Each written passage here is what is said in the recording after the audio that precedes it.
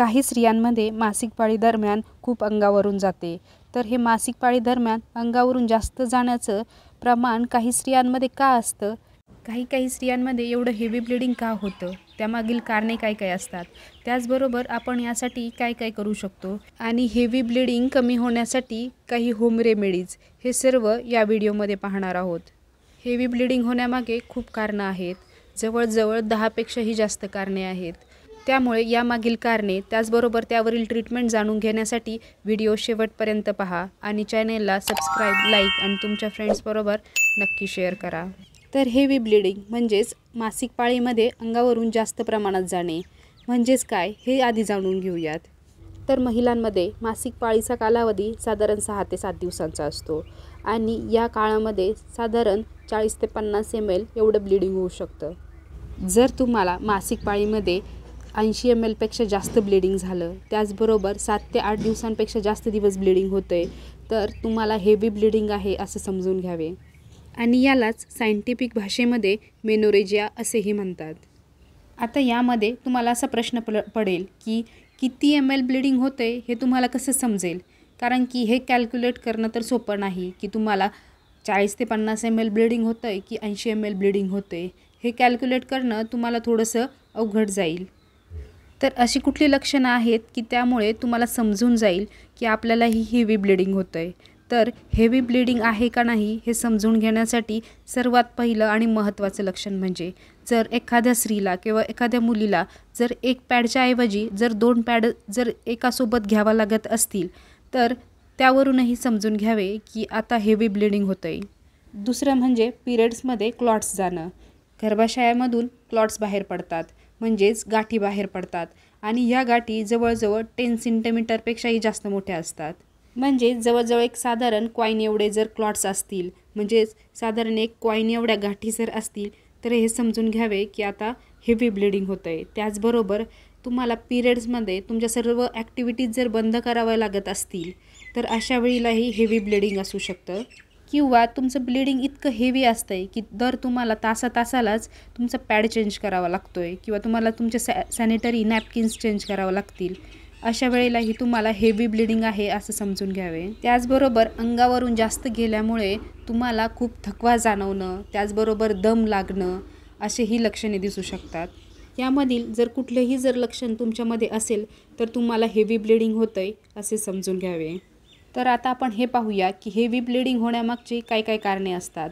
Heavy bleeding होण्यामागचं सर्वात महत्त्वाचं कारण म्हणजे हार्मोनल इम्बॅलन्स. कारण हेवी ब्लिडिंग असल्यानंतर बऱ्याच वेळेला सोनोग्राफी केली जाते, पण सोनोग्राफीचे रिपोर्ट्स एकदम नॉर्मल्स येतात. पण हार्मोनल इम्बॅलन्स असल्यामुळे पेशंटला हेवी ब्लिडिंग होतं आहे. म्हणजेच पेशंटमध्ये हार्मोनल इम्बॅलन्स आहे.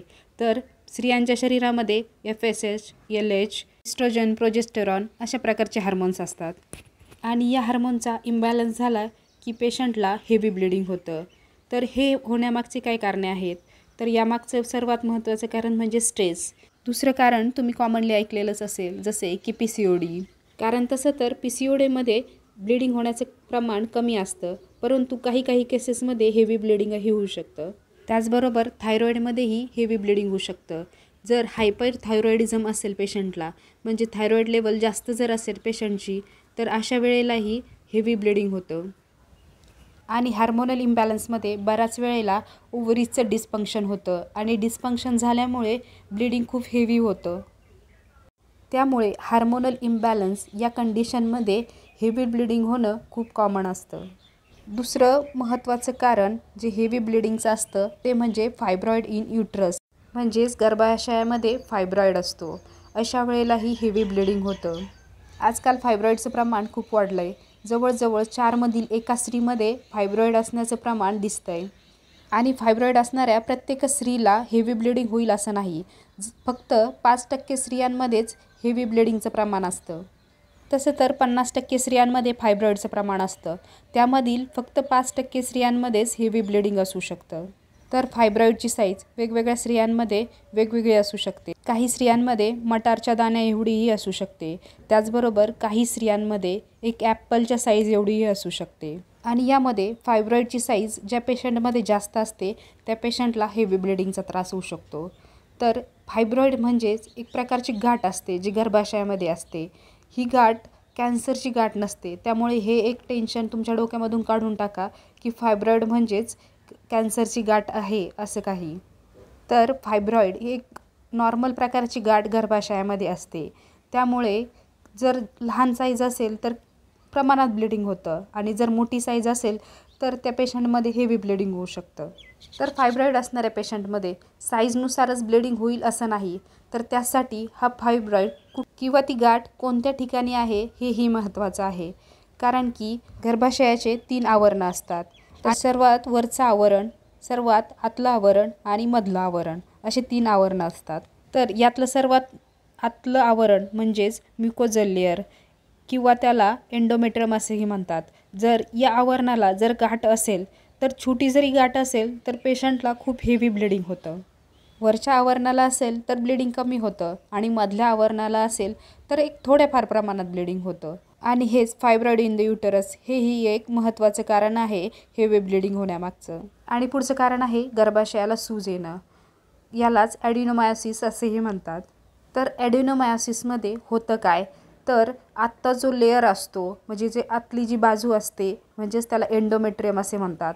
यामध्ये एंडोमेट्रियमचा लेअर मायोमेट्रियममध्ये एंटर करतो आणि त्यामुळे हेवी ब्लिडिंग होतं. त्याचबरोबर अशा कंडिशनमध्ये बऱ्याच पेशंटमध्ये ॲडिनोमायोसिसमध्ये हेवी ब्लिडिंगसोबतच लोअर ॲब्डोमिनल पेनही पाहायला भेटतं. यालाच ॲडिनोमायोसिस म्हणतात. आणि ॲडिनोमायोसिस हे सोनोग्राफीमध्येही डिटेक्ट होतं. हेवी ब्लिडिंग होण्यामागचं पुढचं कारण आहे एंडोमेट्रियोसिस. तर एंडोमेट्रियोसिसमध्ये होतं काय की जो एंडोमेट्रियल लेअर आहे तो गर्भाशयाच्या व्यतिरिक्त दुसऱ्या ऑर्गन्समध्ये पसरतो, जसं की फॅलोपियन ट्यूब्स, पेरिट्युनियम, त्याचबरोबर लघवीची पिशवी किंवा रेक्टमपर्यंतही कधीकधी एंडोमेट्रियमची ग्रोथ होऊ शकते. तर एंडोमेट्रियम गर्भाशयाच्या आतच न राहता बाहेर पसरलं जातं किंवा बाहेर स्प्रेड होतं. यावेळेलाही पेशंटला हेवी ब्लिडिंग होऊ शकतं.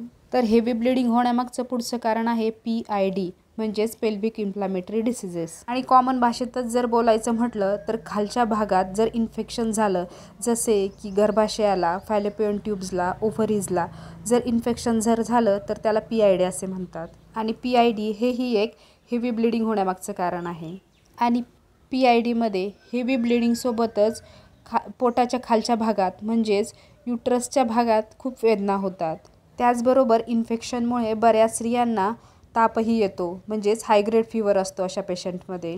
त्यामुळे PID ट्रीट करणं खूप महत्त्वाचं आहे. नाहीतर बऱ्याच पेशंटला यामुळे बरेच कॉम्प्लिकेशन्सही होऊ शकतात. पुढचं कारण आहे IUD म्हणजेच इंट्रायुटराइन कॉन्ट्रासेप्टिव्ह डिव्हायसेस. बऱ्याच वेळा फॅमिली प्लॅनिंगसाठी बऱ्याच स्त्रिया कॉपर-टी इन्सर्ट करून घेतात. तर कॉपर-टी बसवल्यामुळे 10 ते 20% ब्लिडिंगमध्ये वाढ होते आणि अशा वेळेला कॉपर-टीही काढण्याची गरज पडू शकते. पुढचं हेवी ब्लिडिंग होण्यामागचं कारण आहे कोॲग्युलेशन फॅक्टर आणि हे शक्यतो मुलींमध्ये पाहण्यात येतं. तर कोॲग्युलेशन फॅक्टर म्हणजे काय की बऱ्याच मुलींमध्ये ब्लिडिंग स्टॉप होतच नाही पिरियड्समध्ये. त्यांना ते क्लॉट्स तयार होतच नाहीत, ब्लिडिंग स्टॉप होतच नाही आणि यालाच कोॲग्युलेशन डिसऑर्डर असे म्हणतात. आणि अशा पेशंटमध्ये कुठंही पडले, लागलं तर अशा वेळेलाही त्यांचं ब्लिडिंग स्टॉप होत नाही. यालाच कोॲग्युलेशन डिसऑर्डर असे म्हणतात. आणि ही डिसऑर्डर शक्यतो टीनएज मुलींमध्येच दिसते, कारण की ही डिसऑर्डर इनबॉर्न असते म्हणजे जन्मजात असते. आणि जेव्हा पिरियड स्टार्ट होतात तेव्हा त्यांना ही लक्षणं दिसायला लागतात की खूप हेवी ब्लिडिंग होतं, ब्लिडिंग स्टॉप होतच नाही. त्यावरून हे कळतं की यांना कोॲग्युलेशन डिसऑर्डर आहे. हेवी ब्लिडिंग होण्यामागचं पुढचं कारण आहे काही मेडिसिन्स जे रक्त पातळ करण्यासाठी दिले जातात, त्यामुळेही हेवी ब्लिडिंग होऊ शकतं पेशंटला. जसे की काही पेशंटमध्ये स्ट्रोकचा एपिसोड झालेला असतो, त्याचबरोबर हार्टची सर्जरी झालेली असते, काही हार्टचे प्रॉब्लेम्स असतात. अशा पेशंटमध्ये आपल्याला रक्त पातळ होण्यासाठी गोळी द्यावी लागते. त्या गोळ्यांमुळेही हेवी ब्लिडिंग होऊ शकतं. हेवी ब्लिडिंग होण्यामागचं पुढचं कारण आहे मेनोपॉज. प्रीमेनोपॉझल किंवा मेनोपॉझल एजमध्येही बऱ्याच स्त्रियांना हेवी ब्लिडिंग होतं, कारण की ह्या प्रीमेनोपॉझल एजमध्ये खूप हार्मोनल इम्बॅलन्स होतो. आणि हेच कारण आहे की मेनोपॉझल एजमध्ये बऱ्याच स्त्रियांना खूप हेवी ब्लिडिंग होतं. त्याचबरोबर पिरियड खूप दिवस चालू राहतो. हेवी ब्लिडिंग होण्यामागचं पुढचं कारण आहे मिसकॅरेज. बऱ्याच स्त्रियांमध्ये काय होतं की प्रेग्नन्सी राहिलेलं कळत नाही, त्यांना असं वाटतं की पिरियड लेट होतो आहे, जवळजवळ 1 ते 1.5 महिन्यानंतर पिरियड येतो त्या स्त्रियांना. त्यांना असं वाटतं की नॉर्मली पिरियड आला आहे, परंतु मिसकॅरेजमध्ये खूप दिवस ब्लिडिंग होतं, त्याचबरोबर क्लॉटिंगही होतं. त्यामुळे मिसकॅरेज हेही एक हेवी ब्लिडिंग होण्यामागचं कारण आहे. परंतु मिसकॅरेजमध्ये तेवढ्या वेळेला किंवा त्या सायकलमध्ये किंवा नेक्स्ट एखाद्या सायकलमध्येच हेवी ब्लिडिंग होतं. त्यानंतर जे नॉर्मल आहे तेच ब्लिडिंग होतं. तर हेवी ब्लिडिंग होण्यामागचं पुढचं कारण आहे युटेराईन पॉलिप, म्हणजेच गर्भाशयाचे जे आवरणं आहेत त्यातल्या आवरणाला छोट्या छोट्या अशा गाठी तयार होतात. यालाच युटेराईन पॉलिप म्हणतात. आणि युटेराईन पॉलिप सोनोग्राफीमध्ये दिसतात आणि ते काढणं ही एकदम सोपी प्रोसिजर असते. तर पुढचं हेवी ब्लिडिंग होण्यामागचं कारण म्हणजे युटेराईन कॅन्सर. हा कॅन्सर एंडोमेट्रियल कॅन्सरही असू शकतो किंवा सर्वायकल कॅन्सरही असू शकतो. अशा दोन्हीही कंडिशनमध्ये पेशंटला खूप हेवी ब्लिडिंग असतं. तर हेवी ब्लिडिंग होण्यामागचं एखादं छोटंही कारण असू शकतो, जसे की PID, हार्मोनल इम्बॅलन्स, PCOD असे एक कारणे असू शकतात. किंवा एक धोकादायक कारण असू शकतं ते म्हणजे युटेराईन कॅन्सर किंवा सर्वायकल कॅन्सर हेही असू शकतं. त्यामुळे याचं निदान करणं खूप गरजेचं आहे की पेशंटला हेवी ब्लिडिंग होतं आहे का, कारण हे एक नॉर्मल कारण किंवा किरकोळ कारणही असू शकतं किंवा काही धोकादायकही असू शकतं. फक्त त्या वेळेपुरतं युटेराईन ब्लिडिंग किंवा हेवी ब्लिडिंग कमी करणं गरजेचं नाही, तर त्यासाठी त्याचं डायग्नोसिस करणं खूप महत्त्वाचं आहे की हे ब्लिडिंग होतं आहे का. तर याचं डायग्नोसिस करायचं कसं, तर तुम्हाला खूप हेवी ब्लिडिंग होतं आहे तर तुम्ही तुमच्या गायनेकोलॉजिस्टकडे जाणार आणि गायनेकोलॉजिस्ट तुम्हाला परस्पेक्युलम किंवा परव्हजायनल तुम्हाला आतून चेक करणार आणि हे चेक करताना आतून पॉलिप असेल तेही दिसून जाईल, इन्फेक्शन जरी असेल तेही दिसून जाईल. त्याचबरोबर गर्भाशयाच्या मुखाचा जरी कॅन्सर असेल तेही यामध्ये दिसेल. तर परव्हजायनल एक्झामिनेशनसोबतच पेशंटची सोनोग्राफीही केली जाते, कारण की सोनोग्राफीमध्ये पॉलिप्स असो, एडेनोमायोसिस असो, एंडोमेट्रियोसिस असो, हे सोनोग्राफीमध्ये एकदम क्लिअर कट दिसतं. त्यामुळे डायग्नोसिस एकदम व्यवस्थित होतं. त्याचबरोबर ब्लड टेस्टही केल्या जातात. तर ब्लड टेस्टमध्ये कोणत्या टेस्ट करतात, तर सर्वात आधी HB चेक करणं खूप गरजेचं आहे, कारण की पेशंटला हेवी ब्लिडिंग होतं आहे अशामध्ये HB कमी असणं खूप कॉमन आहे. असे ब्लड टेस्टही केल्या जातात. ब्लड टेस्टमध्ये हार्मोनही चेक केले जातात, जसे की थायरॉईड हार्मोन चेक केला जातो. त्याचबरोबर इस्ट्रोजन, FSH, LH, प्रोजेस्टेरॉन हेही चेक केले जातात. काही यंग पेशंटमध्ये जर कोॲग्युलेशन फॅक्टर म्हणजेच कोॲग्युलेशन डिसऑर्डर जर पाहण्यात येत असेल, अशा वेळेला कोॲग्युलेशन प्रोफाईलही करण्याची गरज असते. तर अशा प्रकारे PV examination, sonography, blood test यावरून हेवी ब्लिडिंग होण्यामागचं निदान काय आहे हे आपल्याला करता येईल. तर हेवी ब्लिडिंग झाल्यामुळे काय कॉम्प्लिकेशन्स होऊ शकतात. हेवी ब्लिडिंग झाल्यामुळे बऱ्याच वेळेला पेशंटचा HB कमी होतो, कारण ब्लिडिंग कंटिन्युअस आणि खूप हेवी असतं. आणि हेवी ब्लिडिंग झाल्यामुळे बऱ्याच मुलींमध्ये किंवा बऱ्याच स्त्रियांमध्ये HB कमी असणं, दम लागणं आणि बऱ्याच इन्फेक्शनला प्रोन होणं. म्हणजे जर HB कमी असेल तर बाकीचेही बरेच आजार चालू होतात, जसे की इन्फेक्शन होणं. आणि फक्त हेवी ब्लिडिंगच होतं असं नाही आहे अशामध्ये, तर हेवी ब्लिडिंग सोबतच पेन होणं म्हणजे वेदना होणं. नॉर्मल पिरियडमध्ये वेदना होतात, परंतु एवढ्या प्रमाणात होत नाही. हेवी ब्लिडिंगमध्ये खूप प्रमाणामध्ये ओटीपोटात वेदना होतात. तर HB कमी होणं म्हणजेच रक्ताचं प्रमाण कमी होणं आणि वेदना होणं हे 2 मेन कॉम्प्लिकेशन्स यामध्ये होतात. तर डायग्नोसिस म्हणजेच निदान कसं करायचं हे पाहिलं आपण. तर यावरील ट्रीटमेंट काय असते, म्हणजे हेवी ब्लिडिंगची ट्रीटमेंट काय असते हे पाहूयात. तर तुम्ही डॉक्टरांकडे म्हणजेच गायनेकोलॉजिस्टकडे जेव्हा जाल तेव्हा ते तुम्हाला काही प्रकारच्या गोळ्या देतात. त्यामधील एक असते NSAIDs. यामुळे थोड्याफार प्रमाणामध्ये ब्लिडिंग कमी होणं, त्याचबरोबर वेदना कमी होऊ शकतात. त्याचबरोबर दुसरी गोळी देतात ती म्हणजे ट्रॅनिक्झॅमिक ॲसिड.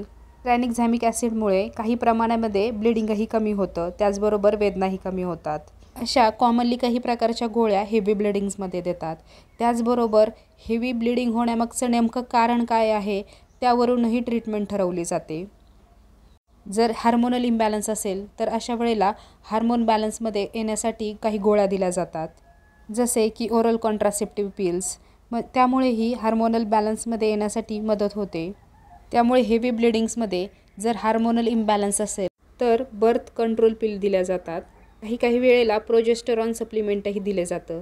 यामुळेही थोड्याफार प्रमाणात ब्लिडिंग कमी होतं. आणि बऱ्याच पेशंटमध्ये असं पाहण्यात येतं की जोपर्यंत टॅब्लेट्स चालू आहेत तोपर्यंत ब्लिडिंग कमी होतं आणि टॅब्लेट बंद केल्या की परत हेवी ब्लिडिंग चालू होतं.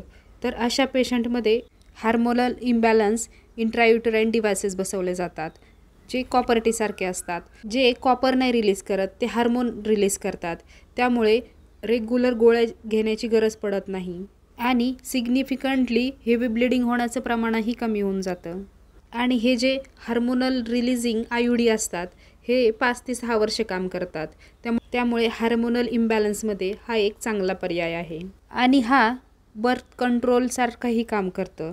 म्हणजे दोन्हीही कामं होऊन जातात. एकतर हार्मोनही बॅलन्स राहतात आणि प्रेग्नन्सीही राहत नाही, म्हणजे बर्थ कंट्रोलसाठीही उपयोग होतो.